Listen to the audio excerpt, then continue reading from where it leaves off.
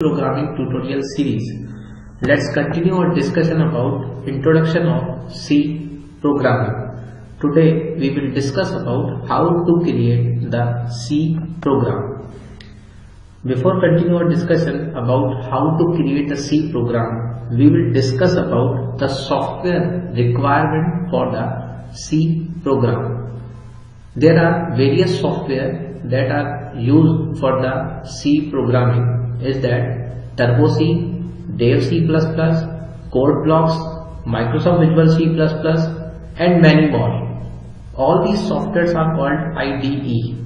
IDE actually known as an Integrated Development Environment, which is the combination of various software required for creating the C program. Actually, IDE includes various software like editors, preprocessors, compilers, linker, and loader.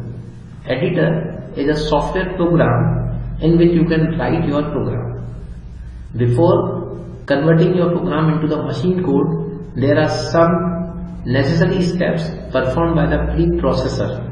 Actually, preprocessor is a software component which pre-process your program before the compilation process. We will discuss about the preprocessor in the next chapters. Next, the compiler. Compiler is a piece of software which converts your program into the equivalent machine code. Linker. Linker is a software program which combines your program code as well as your library code into a single executable program. And final component is called loader, which load your program into the memory and execute that. Don't be confused with the name of Dev C++ and Microsoft Visual C++. Actually, C++ is the superset of C, which includes the C as well as the C++ also. These softwares are basically built for the C++, but because C++ includes the C, so these softwares are able to run the C program as well as the C++ programs also. We will use Dev C++ during this course. The installation of the Dev C++ is very easy. Just download the latest version of Dev C++ in your machine and start the installation of Dev C++ and follow the steps. After that, the Dev C++ will be found in your program files. Start the Dev C++ and get ready for your first program. I have already installed Dev C++ on my machine, and this is how it looks. To create a new program, go to the File menu, New, and then select the source file. You can also press the Ctrl N to open a new source file. Let's make a simple program to find the area of circle. As we know that to find the area of circle, we require the radius. So we create a variable r which represents the radius and put the value of radius 10. Next, to find the area of circle, we need to apply the formula pi r square. Here, as you see that in this formula, I type the value of pi 3.14 instead the symbol of pi, because in C we cannot type the symbol of pi. Next, we need to print the value of area of circle. So first we print the message area of circle, and to print the value of area variable, we need to use the format specifier %f and then print the area. As you see in the above expression that the data type of the variable area is float, so here we use the %f format specifier to print the variable area. As you see in this program that we have used two variables, r that represent the radius and area of circle. We have to create these two variables, and as you guess that radius can be of type decimal, so you have to declare the radius as a float type variable, as well as you can see in the formula that area should also be declared as a float type variable. To declare a variable, we need to write the statement float r comma area. According to the C programming, we need to create the variable in the first line of the program. As you see that each line ends with the semicolon. In C, semicolon is called the end of the statement. If you write the whole program in a single line and put the semicolon at the correct place, then that not a matter for the compiler, but the program will be complex for you. And if you write the whole program by changing the line and you miss the semicolon, then the compiler will give an error. As we know that the program is a collection of statements. If performed in a specific order, then it performs a specific task. So to group these statements in a single block, we need to use a pair of curly braces and then put all these statements within the block of curly braces. To manage all these lines, we need to press the tab key, so it will be clear that all these statements are put within the curly braces. To run this program, we have to give the name to this block. According to the C specification, we have to give the name of this block is main, because main is a function, so it should be followed by a pair of parentheses. According to C specification, the main is the starting point of the program. Before we go further, we need to save the program. To save the program, press the Ctrl S and we create a new folder on my desktop called Idiot Diary, and I save the program in this folder with the name area of circle. Remember that the C has the extension .c, so we have to save our program with the .c extension. Then press the save button. Next, we need to compile this program to convert it into the equivalent machine code. To compile the program, press this button, or you can see that you have to press the shortcut F9. As we compile this program, we get this warning, that is implicit declaration of built-in function printf. Actually, printf is a library function that is already defined by C in a file called stdio.h. So if we use any library function in our program, then we have to include the library file related to that. To include that file, we need to type the statement in the top of our program called #include stdio.h.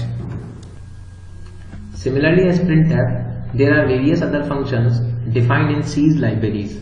If we use that functions, we need to include the related file with them. We will discuss about the predefined functions in our next lectures.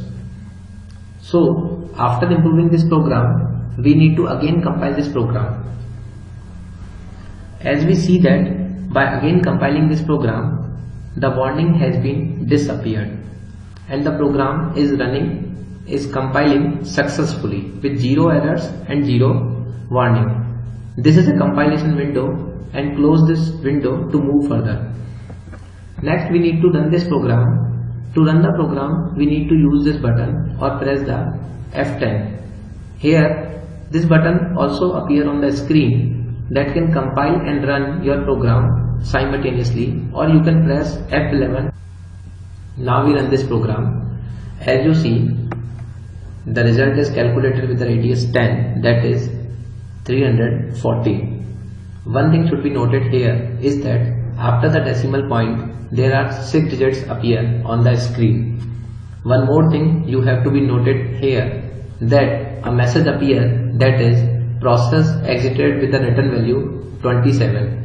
To fix these two things, we have to close this window by pressing any key, and to fix the floating point issue, you have to put %.2f.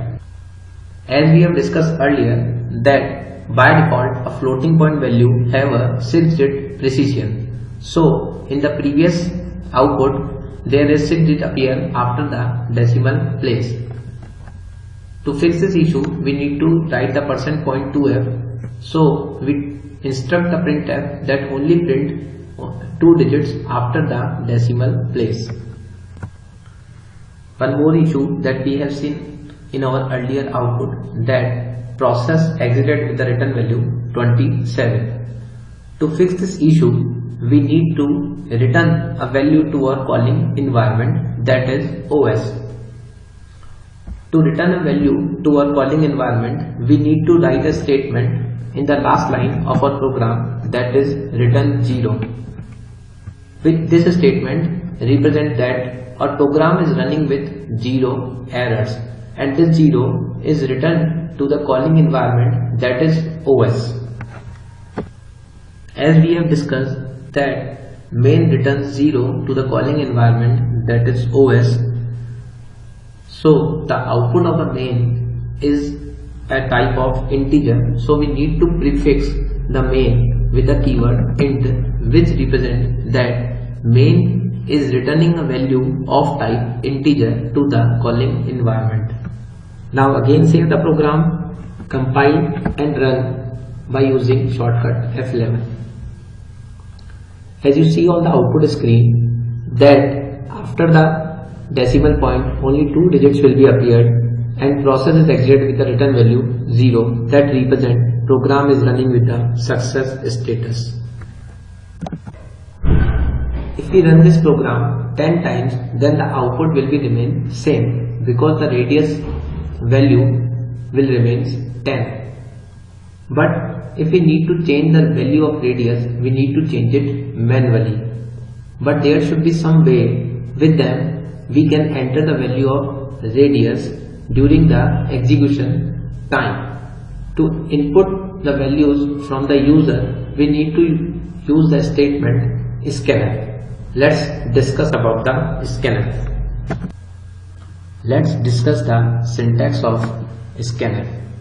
Scanf is written scanf, then a list of format specifier for the variable you want to input, comma, ampersand list of variables. Here ampersand is called address of operator. Whenever you need to input or store the values in the memory, you need to supply the address of the variable. So you need to prefix each variable with the ampersand sign. Let's take an example to understand it in detail. Here in this example, we create two variables a and b of type integer. To receive the value from the user, we need to write scanf. %d is a format specifier for integer, comma, address of a. In the similar manner, to receive the input in b, you again need to write the scanf %d, comma, ampersand b. You can combine these two statements in a single statement, scanf %d, comma, address of a, comma, address of b. If you supply any special symbol between the format specifier in the scanf, then you need to supply the same special symbol on the execution time. But this is not valid for the space. Let's come back to this program. To receive the input in this program, we need to use the scanf. So we will make a copy of this program, create a new program and paste all this in this program. Save this program with the name of area of circle